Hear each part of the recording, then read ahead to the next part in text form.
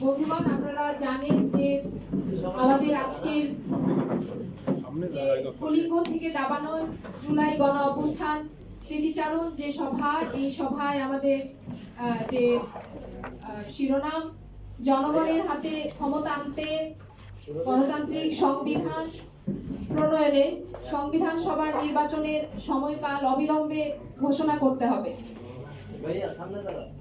গণ অভ্যুত্থানে শহীদ ও আহতদের পরিবারের এই স্মৃতিচারণ সভায় এ পর্যায়ে সভা শুরু করার জন্য আমি আহ্বান জানাই জাতীয় মুক্তি কাউন্সিলের সম্পাদক ফয়জুল হাকিম, আজকের সভার সভাপতি।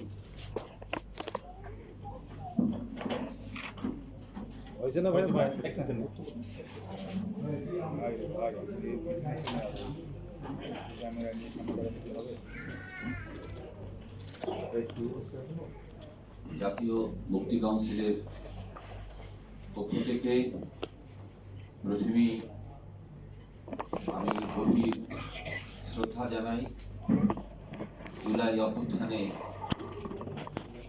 যারা প্রিয় সম্পদ জীবন, সেই জীবনকে তারা উৎসর্গ করেছেন একটা চরম ফ্যাসিস্ট, একটা দানব ফ্যাসিবাদী হাসিনা সরকারের পতনের জন্য। পুলিশের নির্মম বর্বরতা তাকে রুখে দাঁড়ানোর জন্য। আহত হয়েছেন বহু মানুষ, আনুমানিক হিসেবে বলা হয় প্রায় 22,000 মানুষ আহত হয়েছেন। নিহত হয়েছেন 1500 অধিক মানুষ। যদিও সরকারি তালিকায় সংখ্যা কম, আমরা প্রথমেই জাতীয় মুক্তি কাউন্সিলের পক্ষ থেকে এই সংগ্রামে যারা বীরত্বপূর্ণ ভূমিকা পালন করেছেন সেই মায়েদের, যে মায়েরা তাদের সন্তানদেরকে ঘরে আটকে রাখেননি, বরং তাদেরকে পাঠিয়েছেন এই সংগ্রামে, নিজেরাও গিয়েছেন, অনেকে পানি নিয়ে পাশে দাঁড়িয়েছেন। নানাভাবে এই দেশের মানুষ জুলাই গণ অভ্যুত্থান তারা সংগঠিত করেছিলেন। আমাদের সভাপতি কমরেড বদরুদ্দিন উমর আজকের এই সভায় তার উপস্থিত থাকার কথা ছিল। তার বয়স 93 বছর।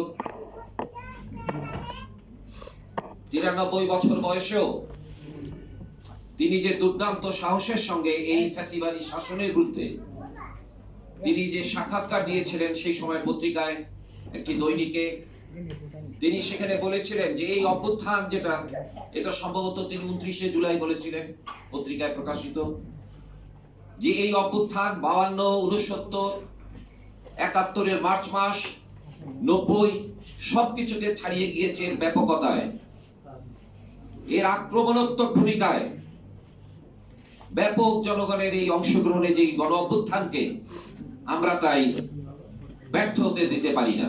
আপনারা জানেন প্রায় 100 দিন হয়ে গিয়েছে এখানে একটা অন্তর্বর্তীকালীন সরকার গঠিত হয়েছে, কিন্তু এই অভ্যুত্থানের শক্তির উপরে যদি এই সরকার গঠিত হতো তাহলে নিশ্চয়ই এই সংগ্রামে নিহত যারা হয়েছেন, প্রতিরোধ যারা গড়ে তুলেছিলেন, বিশেষ করে যারা গরিব মানুষ, শ্রমজীবী মানুষ, মেহনতি মানুষ, তাদের একটা প্রতিনিধিত্ব থাকতো। কিন্তু আমরা দেখেছি যে গণ অভ্যুত্থানের মধ্য দিয়ে একটা অন্তর্বর্তীকালীন সরকার এখানে হয়েছে ঠিকই, কিন্তু এখন পর্যন্ত শ্রমজীবী জনগণ, সাধারণ মানুষ তারা মুক্তি কোন পথে তার সন্ধান করছেন।